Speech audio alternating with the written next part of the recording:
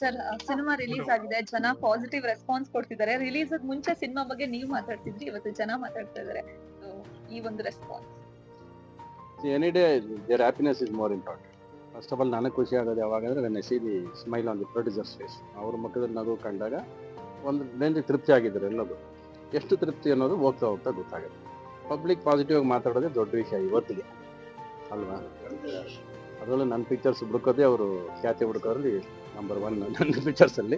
ಅಂಥದ್ರಲ್ಲಿ ಎಲ್ಲೂ ಅಂಥದ್ದು ಕಾಣಿಸ್ಕೊಳ್ಳಿಲ್ಲ ಸರ್. ರವಿ ಬೋಪಣ್ಣಗಿಂತ ಅಲ್ಲಿ ಜಾಸ್ತಿ ಕಾಣಿಸ್ಕೊತು, ಇದರಲ್ಲಿ ಕಾಣಿಸ್ಕೊಳ್ಳಿಲ್ಲ. ಅದು ಫಸ್ಟ್ ಖುಷಿ ಆಯಿತು. And the happy seeing mean lawyers character. And ಆ ಕ್ಯಾರೆಕ್ಟರ್ನ ಯಾವತ್ತಿದ್ರೂ ಇಷ್ಟಪಡ್ತಾರೆ ಅನ್ನೋದು ಯುದ್ಧಕಾಂಡದಿಂದ ಅದು ನೋಡ್ಕೊಂಬಂದಿರೋಂಥ ವಿಷಯ. ಸೊ ಆ ಲಾಯರ್ ಕೋರ್ಟ್ ಹಾಕಿದಾಗಲೇ ನನಗೆ ಅದೊಂಥರ ಚರಿಷ್ಮೆ ಬಂದ್ಬಿಡುತ್ತೆ. ಯಾಕಂದರೆ ವಾದ ಚೆನ್ನಾಗಿ ಮಾಡ್ತೀನಿ ನಾನು ರೆಗ್ಯುಲರ್ ಆಗಿ. ಆಯ್ತು, ಅದರಿಂದ ಅದು ಆ ಕ್ಯಾರೆಕ್ಟರ್ ಬಂದರೆ ಅದೊಂಥರ ಗತ್ತದು. ಇಟ್ ಈಸ್ ನನಗೆ ಗೊತ್ತಿದ್ದರೆ ಒಂದು ಚರಿಷ್ಮ್ಯಾಟಿಕ್ ಬರುತ್ತೆ ಅದರಲ್ಲಿ.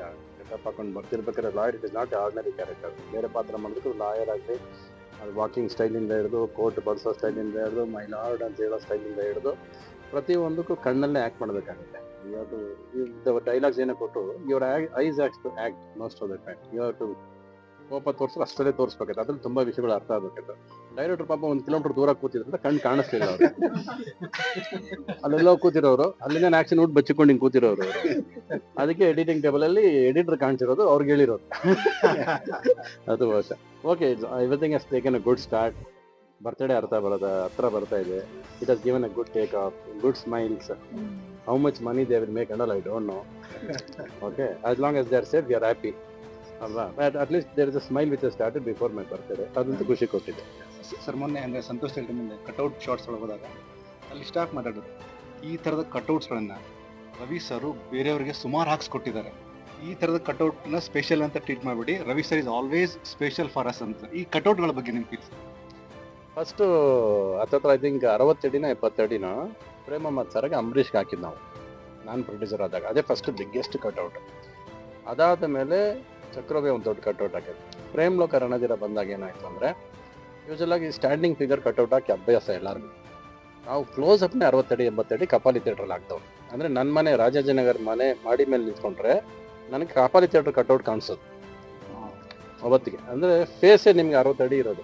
ಎಸ್ಪೆಷಲಿ ಕಪಾಲಿ ಸಂಧಿಯಲ್ಲಿ ಒಂದು ಜಾಗ ಕಾಣಿಸುತ್ತೆ ನಿಮಗೆ. ಅದಕ್ಕೆ ಯುದ್ಧಕಾಂಡೆಲ್ಲ ನೋಡ್ಬೋದು.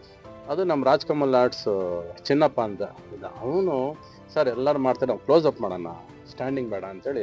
That is where we started cutouts ಅಂತಲ್ಲ, ಕಟ್ಔಟ್ಸು ಪಬ್ಲಿಸಿಟಿ ಅವೆಲ್ಲ ಏನೇ ಇದ್ರು ಅದು ಶುರು ನಾಂದಿ ಆಡಿದ್ದು ನಾನೇ, ದೊಡ್ಡದಾಗಿ ಆಡಿದ್ದು ನಾನೇ.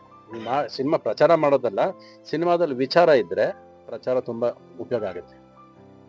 ಮೇನ್ ಒಳಗಿರಬೇಕು ಕಂಟೆಂಟ್ ಸ್ಟ್ರಾಂಗ್ ಇದ್ದರೆ ನಾಳೆ ಬೆಳಗ್ಗೆಯಿಂದ ನಮ್ಗೆ ಯಾರಿಗೂ ಕೆಲಸನೇ ಇಲ್ಲ. ಜನ ತೊಗೊಂಡು ಹೋಗ್ಬಿಡ್ತಾನೆ ಸಿನಿಮಾನ, ಎಲ್ಗೋ ಕರ್ಕೊಂಡು ಹೋಗ್ತಾನೆ. ಇದು ನಾವೆಲ್ಲ ನೋಡಿರೋಂಥದ್ದು ಅಲ್ವಾ. ಬಟ್ ಇಲ್ಲೇನಾಗಿದೆ ಅಂದರೆ ಇವತ್ತು ಹೇಳ್ತಾ ಹೋಗ್ಬೇಕು. ಟೂ ಮಚ್ ಆಫ್ ಕಾಂಪಿಟೇಷನ್ ಆಗೋಯ್ತು. ಸ್ವಲ್ಪ ಬನ್ನಿ ಈ ಥರ ಒಂದು ಸಿನಿಮಾ ಮಾಡಿದ್ದೀವಿ ಅಂತ ಗುರುತಿಸ್ಬೇಕು. ಈ ಥರ ಇದೆ, ಈ ಜೋನರಲ್ಲಿ ಸಿನಿಮಾ ಇದೆ ಅಂತ ಹೇಳ್ಬೇಕು. ಅದಕ್ಕೆ ಆ ಜೋನರಲ್ಲಿ ಇದೆ ಅಂದ ತಕ್ಷಣ ಅದಕ್ಕೆ ಅಂತ ಒಂದು ಆಡಿಯನ್ಸ್ ಬರ್ತಾರೆ. ಒಟ್ಟಿನಲ್ಲಿ ರವಿಚಂದ್ರನ್ಗೆ 2 ಮುಖ ಶುರು ಆಗಿದೆ ಅಲ್ವಾ. ದೃಶ್ಯ ಆದಮೇಲೆ ಇನ್ನೊಂದು ಮುಖ ಎಕ್ಸ್ಪೆಕ್ಟ್ ಮಾಡ್ತಾರೆ. ಆ ಥರ ಥ್ರಿಲ್ಲರು, ಆ ಥರ ಸಿನಿಮಾಗಳು ಬೇಕು ಲೀಗಲ್ ಇದರಲ್ಲಿ. ಇದು ಲೀಗಲ್ ಇದ್ರ ಮೇಲೆ ಇರೋವಂಥ ಸಿನಿಮಾಗಳು. ಪ್ಲಸ್ ಇವರು ಅದಕ್ಕೆ ಬೇರೆ ಏನೇನೋ ಸೇರಿಸ್ಕೊಂಡಿದ್ದಾರೆ, ಆಯಾಮ ತುಂಬ ಸೇರಿಸ್ಕೊಂಡಿದ್ದಾರೆ. ಸೊಸೈಟಿಯಲ್ಲಿ ನಡೆದನ್ನೆಲ್ಲ ಸೇರಿಸಿ ಒಂದು ಸಿನಿಮಾದಲ್ಲಿ ನನ್ನ ಮೂಲಕ ಹೇಳ್ಬೇಕು ಅನ್ನೋದು ಗುರುರಾಜ್ ಆಸೆ. ಅದು ಫಸ್ಟಿಂದ ನಾನು ಇದು ಕೊಟ್ಟಾಗಲ್ಲ ಈ ಕೇಸ್ಗಳನ್ನ ನಾನು ಏನು ಮಾಡಬೇಕ್ರಿ ಅಂತಿದ್ದೆ. ಇಲ್ಲದೆ ನಿಮ್ಮ ಬಾಯಲ್ಲಿ ಹೇಳಬೇಕು, ಜನಕ್ಕೆ ತಲುಪಬೇಕು ಅನ್ನೋದು ಅವ್ರ ಆಸೆ ಇತ್ತು. ಅದು ತಲುಪಿಸಿದ್ದೀನಿ ಅಂದರೆ ಅವ್ರು ಖುಷಿಯಾಗಿದೆ ಅಂದರೆ ನನ್ನ ಪರ್ಫಾರ್ಮೆನ್ಸ್ ಗಿಟ್ಟಿದೆ ಅಂತ ಆಯಿತು. ಅದು ಮೇಜರ್ ಕೆಲಸ. ಫೈನಲಿ ನಾವು ಮಾಡೋ ಕೆಲಸ ಶ್ರದ್ಧೆಯಿಂದ ಆನೆಸ್ಟಾಗಿ ಮಾಡ್ಬಿಟ್ಟು ಹೊರಟೋಗ್ತೀವಿ ಅಲ್ವಾ. That is if is satisfied I am happy, that's all. That is my job. ಇವಾಗ ನೀವು ಆ್ಯಕ್ಟಿಂಗ್ ಚೆನ್ನಾಗಿ ಮಾಡಿದ್ದೀರ ಅಂದರೆ ಅದು ನನ್ನ ಕೆಲಸ ಅದು ಅಲ್ವಾ. ಇಷ್ಟು ವರ್ಷ ಇದ್ಬಿಟ್ಟು ಆ್ಯಕ್ಟಿಂಗ್ ಚೆನ್ನಾಗಿ ಮಾಡಿದೆ ಅಂತ ಕೇಳಿಸ್ಕೊಳ್ಳೋದೇ ತಪ್ಪು ನಾನು ಅಲ್ವಾ. ಇಷ್ಟು ವರ್ಷ ಇದ್ದೀವಿ, ನಮ್ಮ ಕೆಲಸ ಅಲ್ಲಿ ಸ್ಕ್ರೀನ್ ಮುಂದೆ ಬಂದಮೇಲೆ ವಿ ಡೂ ಅವರ್ ಜಾಬ್. ಇವರಾಗಲಿ ನಾವಾಗಲಿ we come there, we give our full. ನಮಗೆ ಸೀನ್ ಇಷ್ಟ ಆಗಲಿ ಇಷ್ಟ ಆಗದೆ ಇರಲಿ, ಅದು ಇಂಪಾರ್ಟೆಂಟ್ ಅಲ್ಲ. ಒಬ್ಬ ಡೈರೆಕ್ಟ್ರಿಗೆ ಅಲ್ಲಿ ಏನು ಬೇಕು ನೀವು ಹಿಂಗೆ ಮಾಡಬೇಕು ಅಂದರೆ ನಾವು ಅದು ಮಾಡ್ಕೊಟ್ಟು ಹೋಗೋದು ನಮ್ಮ ಕೆಲಸ. ಡೈರೆಕ್ಟ್ರ್ ಖುಷಿ ಆದ್ರೆ ವಿ ಆರ್ ಹ್ಯಾಪಿ. ಎಡಿಟಿಂಗ್ ಖುಷಿ ಆದ್ರೆ we are happy. As you have done your job. ನಾವು ಅವ್ರ ತಲೆಗೆ ಅವ್ರ ಮನಸ್ಸಿಗೆ ತಲುಪಿದ್ರೆ ಜನಕ್ಕೆ ತಲುಪ್ತೀವಿ ಅನ್ನೋದು ಸುಲಭ. ಅದು ತಲುಪಿದೆ ಇವತ್ತು, ಅದು ಇವತ್ತು ಮನಸ್ಸು ತಾಕಿದೆ, ಅಷ್ಟು ಜನಕ್ಕೆ ಅಲ್ಲಿ ತಲುಪಿದೆ. ನೋಡೋಣ ಇನ್ನೆಷ್ಟು ದೂರ ಕರ್ಕೊಂಡು ಹೋಗ್ತಾರೆ ನಮ್ಮನ್ನ. ಸರ್ ನಾನು ಅಂದರೆ ಜಡ್ಜ್ಮೆಂಟಲ್ಲಿ ರವಿ ಸರ್ ಲಾಯರು ಅಂತ ನಾನು ಸುಮ್ಮನೆ ಒಂದು ಇಷ್ಟಪಟ್ಟಾಗ ನೀನು ಇದನ್ನು ಮಾತ್ರ ಮಾತಾಡ್ತೀಯಾ, ಯುದ್ಧಕಾಂಡ ಇವನ್ ರೀಸೆಂಟ್ ದಶರಥ ಸರ್, ಆ ಸಿನಿಮಾದ ಒಂದೊಂದು ಸೀನ್ ಕೂಡ ಜನ ಕನೆಕ್ಟಿವಿಟಿ ಫ್ಯಾಕ್ಟರ್ನ ಮಿಸ್ ಮಾಡಿ ಹೇಳ್ತಾರೆ. ಈ ಕನೆಕ್ಟಿವಿಟಿ ವಿತ್ ಸ್ಟಾರ್ಸ್ ಇದನ್ನ ಹೇಗೆ ಡಿಸ್ಕ್ರೈಬ್ ಮಾಡ್ತಾರೆ ಸರ್? ಅದು ಜನ ಒಂದು ಸಿನಿಮಾ ಪಾತ್ರ ತಲೆಯಲ್ಲಿ ಉಳ್ಕೊಂಡ್ಬಿಟ್ರೆ ಅದು ಹಂಗೆ ಉಳ್ಕೊಂಡ್ರೆ ಯುದ್ಧಕಾಂಡ ಇವತ್ತಿಗೂ ಮರೆಯಲ್ಲ ಅಂದರೆ ಆ ಒಂದು ಕೋರ್ಟ್ ಸೀನ್ ಮರೆಯಲ್ಲ ಯಾರು ಇವತ್ತು. ಬ್ರಹ್ಮ ವಿಷ್ಣುವೇಶ್ವರದಲ್ಲಿ ಮಾಡೋ ಕಾಮಿಡಿ ಸೀನ್ ಮರೆಯೋದಿಲ್ಲ ಇವತ್ತು. ಇವ್ರು ಪಾಪ ಇವ್ರು ಕಾಮಿಡಿ ಟೇಸ್ಟ್ ಇರಲಿಲ್ಲ, ಅದೇ ಪ್ರಾಬ್ಲಮ್ ಆಗಿತ್ತು. ಸ್ವಲ್ಪ ಕಾಮಿಡಿ ಕೊಟ್ಬಿಟ್ಟಿದ್ರೆ ಇನ್ನೊಂದು ಕೋಟ್ ಇಟ್ಕೊಂಡು ಆಟ ಆಡ್ಬೋದಾಗಿತ್ತು ಅಲ್ವಾ. ಅವ್ರು ಇಟ್ಕೊಂಡ್ರೆ ಸೀರಿಯಸ್ ಮ್ಯಾಟ್ರು, ಅವ್ರೊಂದು ರೂಪ ಒಂದು ಇಟ್ಕೊಂಡು ಬಿಡ್ಲೇ ಇಲ್ಲ ಕೊನೆಯವರೆಗೂ. ನಾನೇನ್ ಮಾಡ್ಲಿ, ರೂಪನ ಅವ್ರು ಇಟ್ಕೊಂಡ್ರು, ನಮ್ ಕೈ ರೂಪ ಕೊಟ್ರೆ ಅದು ಆಡೋದು ಅಲ್ವಾ. ಸೊ ಅವ್ರಿಗೆ ಇದ್ದ ಆಸೆಗಳಲ್ಲ. ಆಕ್ಚುಲ್ ಆಗಿ ಏನಂದ್ರೆ ನೀವು ನನ್ನ ಜಾಗದಲ್ಲಿ ಆಕ್ಟಲ್ ಆಗಿ ಪರ್ಫಾರ್ಮೆನ್ಸ್ ನಂದು ಗೆಟಪ್ ಇರ್ಬೇಕಾಗಿದ್ದಲ್ಲ ಅವ್ರಿಗೆ ಗುರುರಾಜ. ಅವ್ರಿಗೆ ಎಷ್ಟು ಆಸೆ ಇದೆ ಸಿನಿಮಾ ಮೇಲೆ ಅನ್ನೋದಕ್ಕೆ ನನ್ನ ಪಾತ್ರ ಡಬ್ಬಿಂಗ್ ಮಾಡಿಟ್ಟಿದ್ರು ಅವರು. ಅವಾಗ ನೋಡ್ಕೊಳ್ಳಿ ಅವ್ರು ಏನ್ ಆಸೆ ಪಟ್ಟು ಮಾಡಿರ್ಬೋದಂತ. ಮತ್ತೆ ಆತರ ಡಬ್ ಮಾಡ್ಬಿಟ್ರೆ ನಾನು ನಿಮ್ ಮನೆ ಕಳಿಸ್ಬಿಡ್ತಿದ್ರಿ ಇವತ್ತು. ಸಾಕು ಸರ್.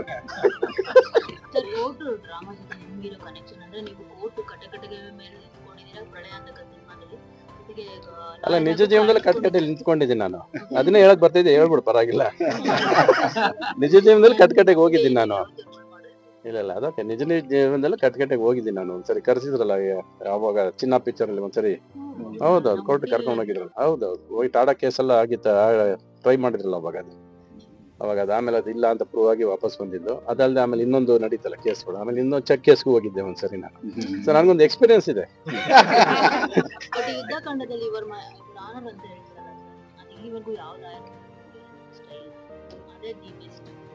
ಸ್ಟೈಲ್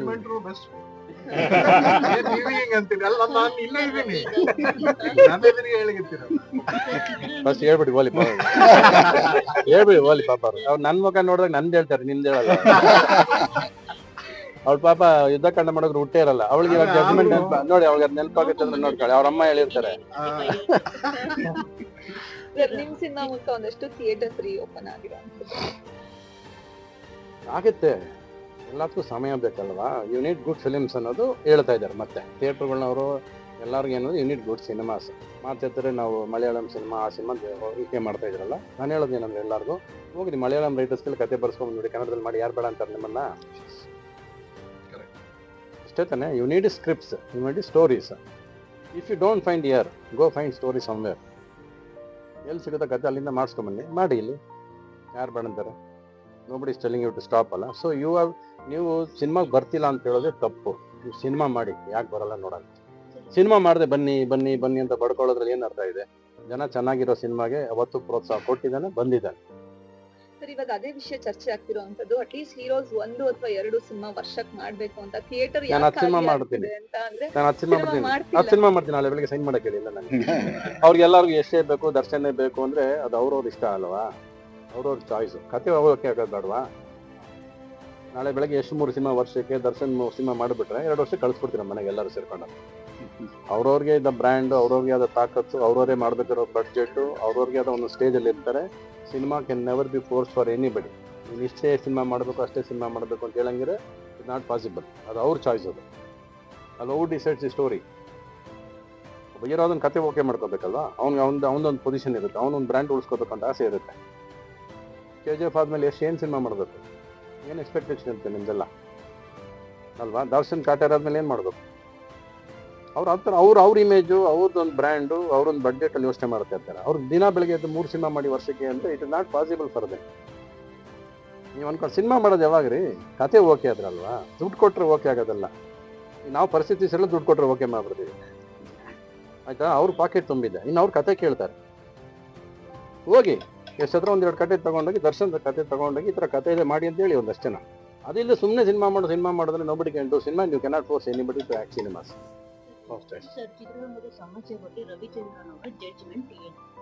ಸಮಸ್ಯೆ ಏನು ಇಲ್ವೇ ಇಲ್ಲ. ಸಮಸ್ಯೆ ಯಾರ ಮೇಲೆ ಏನು ಬೆರಳು ತೋರಿಸಿ ಹೇಳಕ್ಕೆ ಹೇಳಿ. ನೀನೇ ಸಮಸ್ಯೆ ಅಂತ ಹೇಳಕ್ಕೆ ಹೇಳಿ, ಇವರು ಸಮಸ್ಯೆ ಅಂತ ಹೇಳಕ್ಕೆ ಹೇಳಿ, ಆ ಸಮಸ್ಯೆಗೆ ಪರಿಹಾರ ಏನಂತ ಅವ್ರನ್ನೇ ಹೇಳಕ್ಕೆ ಹೇಳಿ. ಅವಾಗ ಈಗ ನನ್ನದು ಸಮಸ್ಯೆ ಅಂತ ಹೇಳಿ, ಇನ್ನೊಂದು ಇವ್ರ ಸಮಸ್ಯೆ, ಅಲ್ಲಿ ಲೋ ಕೂತ್ಕೊಂಡು ಆಕ್ಷನ್ ಹೇಳ್ತಾರೆ. ಕೈ ತೋರಿಸಿದ್ನಲ್ಲ, ಇದಕ್ಕೆ ಅವ್ರು ಉತ್ತರ ಕೊಡ್ಲಿ ಅಲ್ವಾ?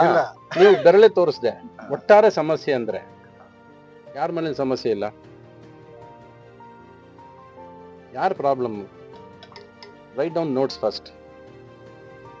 ಯಾವುದು ನಮಗೆ ಯಾವ್ದಪ್ಪ ಅದು ಫಿಲಿಮ್ ಏನು ಹೇಳೋದು ಚಿಪ್ಪು ಅಲ್ಲ ನಮ್ಮ ಥಿಯೇಟ್ರಲ್ಲಿ ಇದಾಗ್ತೀವಲ್ಲ ಅದಕ್ಕೇನು ಹೇಳ್ತೀರಾ ಅಯ್ಯಪ್ಪ ಯುವಪ್ಪ ಏನು ಹೇಳ್ತೀರಾ ಕ್ಯೂಬ್ ಅವ್ರ ಪ್ರಾಬ್ಲಮಾ ವಾಟ್ ಇಸ್ ದಟ್ ಪ್ರಾಬ್ಲಮ್ ಕರೀರಿ ಒಂದು ಲೆಟ್ರ್ ಬರೀರಿ ಮೀಟಿಂಗ್ ಕರೀರಿ ಮಾತಾಡಿ ಏನು ಮಾಡಬೇಕು ಅವ್ರು ಕೇಳಿ ಅವ್ರು ಏನು ಹೇಳ್ತಾರೆ ಕೇಳಿ ಸ್ಟ್ರೈಕ್ ಅನ್ನೋದು ಫ್ಯಾಕ್ಟ್ರಿಗಳು ಅದು ಇದು ಸ್ಟ್ರೈಕ್ ಮಾಡೋರು ದಿ ಎಂಪ್ಲಾಯೀಸ್ ಸ್ಟ್ರೈಕ್ ಓನರ್ಗೆ ಹೊಟ್ಟೆ ನೋವು ಬರುತ್ತೆ ಅವಾಗ ಅವ್ರು ಎದ್ದು ಬಿದ್ದು ಸಾಲ್ವೇಷನ್ ಬರ್ತಾರೆ ಇಲ್ಲಿ ಯಾರಿಗೆ ಹೊಟ್ಟೆ ನೋವು ಬರುತ್ತೆ ಸ್ಟ್ರೈಕ್ ಮಾಡಿದ್ರೆ ನಮಗೆ ಬರುತ್ತೆ ಸ್ಟಾಪಿಂಗ್ ವರ್ಕ್ ಈಸ್ ನಾಟ್ ಕೆಲಸ ಇಲ್ಲ ಅಂತ ಒದ್ದಾಡ್ತಾರ್ರಿ ಎಲ್ಲರೂ ಕೆಲಸ ನಿಲ್ಸ್ಬಿಟ್ಟು ಏನು ಮಾಡ್ತೀರಾ ಕೂತ್ಕೊಂಡು ದಿನ ಬೆಳಗ್ಗೆ ಚರ್ಚೆ ಮಾಡೋಕೆ ಕೂತಿದ್ದೀವಿ ಎಲ್ಲರೂ ಇಲ್ಲಿ first write down your problems ಏನು ಸಾಲ್ವ್ ಹೇಳಿ ಇವ್ರ ಪ್ರಾಬ್ಲಮ್ ಇದಕ್ಕೆ ನಮ್ಗೆ ಈ ಥರ ಬೇಕು ಅವ್ರು ಏನು ಹೇಳ್ತಾರೆ ಕೇಳೋಣ ಆಮೇಲೆ ತಾನು ನಿಮ್ದೆಲ್ಲ ಮಾತುಕತೆಗಳು ಸುಮ್ಮನೆ ಕೂತ್ಕೊಂಡು ಸ್ಟ್ರೈಕ್ ಮಾಡ್ಬಿಡ್ತೀನಿ ಹಂಗೆ ಮಾಡ್ಬಿಡ್ತೀನಿ ಅನ್ನೋದು ಪ್ರಶ್ನೆ ಆಗೋದಿಲ್ಲ ಅದು it is not good for the industry also ಇದೇ ಇಂಡಸ್ಟ್ರಿ ದೊಡ್ಡ ಫಿಲಿಮ್ಗಳು ಕೊಟ್ಟಿದೆ ಗೆದ್ದಿದೆ ಮಧ್ಯೆ ಒಂದು ಬ್ಯಾಡ್ ಪೀರಿಯಡ್ ಬರುತ್ತೆ ಯಾರಿಗೆ ಬರಲ್ಲ ಬ್ಯಾಡ್ ಪ್ಯಾಚ್ ಲೈಫಲ್ಲಿ ಎಲ್ಲ ಸರಿ ಬಂದಿದೆ ಯಾವತ್ತಿಗೂ ಗ್ರಾಫ್ ಒಂದೇ 100 ಸಿನಿಮಾದಲ್ಲಿ 5 ಸಿನಿಮಾ ದುಡ್ಡು ಮಾಡುತ್ತೆ 5 ಸಿನಿಮಾ ಅಲ್ಲಲ್ಲಿ ಸರೋಗುತ್ತೆ 90 ಫಿಲಿಮ್ ಫ್ಲಾಪ್ ಆಗಿರೋದೇ ಉಂಟು ಇವತ್ತಲ್ಲ ಇದು ಆಗಿನ ಕಾಲದಿಂದ ಇದೇ ನಡ್ಕೊಂಡ್ ಬಂದಿರೋದು ಅದು ಯಾವತ್ತೂ ಬದಲಾಯಿಸೋಕ್ಕಾಗೋದು ಇಲ್ಲ ಅದು so first search for good films you want to compete as we have always been in a cosmopolitan city ಪ್ರತಿ ಸರಿ ನಾವು ಕಾಂಪೀಟ್ ಮಾಡ್ಕೊಂಡೇ ಬಂದಿರೋದು 5 ಭಾಷೆ ಜೊತೆ ನಾವು ಕಾಂಪೀಟ್ ಮಾಡಲೇಬೇಕು ಅದನ್ನ ಮಾಡ್ರಿ ಸಿನಿಮಾ ಹೇಗೆ ಮಾಡಬೇಕು ಹೇಗೆ ಗೆಲ್ಲಬೇಕು ಅದನ್ನ ಮಾಡ್ರಿ ಕೂತ್ಕೊಂಡು that is what you should do ನಮ್ಮನ್ನು ಹಂಗರ್ಗೆ ಹಾಕೋಬೇಡಿ ಮನೇಲಿ ಕೂತ್ಕೊಂಡು ಏನ್ರಿ ಮಾಡ್ತೀರಿ ಎಲ್ಲರೂ ಕೊರೋನಾ ಬಂದಾಗ 2 ವರ್ಷ ಕೂರಿಸ್ತು ನೋಡಿಲ್ವ ನಾವೆಲ್ಲ ಏನು ಮಾಡ್ತಾರೆ ಮನೇಲಿ ಕೂತ್ಕೊಂಡು ಈಗ ನಾವೇ ಸುಮ್ಮನೆ ಮನೇಲಿ ಕೂತ್ಕೊಂಡು ಸ್ಟ್ರೈಕ್ ಮಾಡಿ ಕೂತ್ಕೊಂಡು ಏನು ಬರುತ್ತೆ ಲಾಭ ಏನು ಬೆನಿಫಿಟ್ ಏನು ಯಾರಿಗೆ ಸರ್ ಈಗ ಸೋಲು ಗೆಲುವು ಕನ್ಸಿಸ್ಟೆನ್ಸಿನ ರವಿಚಂದ್ರನ್ ಅವರು ಅವತ್ತು ಒಂದೇ ಲೈನಲ್ಲಿ ನೋಡ್ಕೊಂಡು ಬಂದಂತ ಇದಕ್ಕೆ ಒಂದು ಸ್ಟ್ರಾಂಗ್ ಮೋಟಿವ್ ಅನ್ಸುತ್ತೆ ಸೋಲ್ ಇಲ್ಲ ಸರ್ ಅದು ಯಾವಾಗ ಸೋಲು ಒಂದೇ ಸಿನಿಮಾಲಿ ಡಿಸೈಡ್ ಮಾಡಿದ್ರು ಸೋತಾ ಗೆದ್ದ ಅಂತ ಇಲ್ವಲ್ಲ ಇನ್ನೂ ಇದೆಯಲ್ಲ ಕೆರಿಯರು ಶುರು ಆಗಿದೆಯಲ್ಲ ಈಗ ಜಡ್ಜ್ಮೆಂಟ್ ಒಂದು ನಗು ಶುರು ಮಾಡಿಕೊಟ್ಟಿದ್ದೆಲ್ಲ ನೆಕ್ಸ್ಟ್ ನೋಡಿ ಆಟ ನಂದು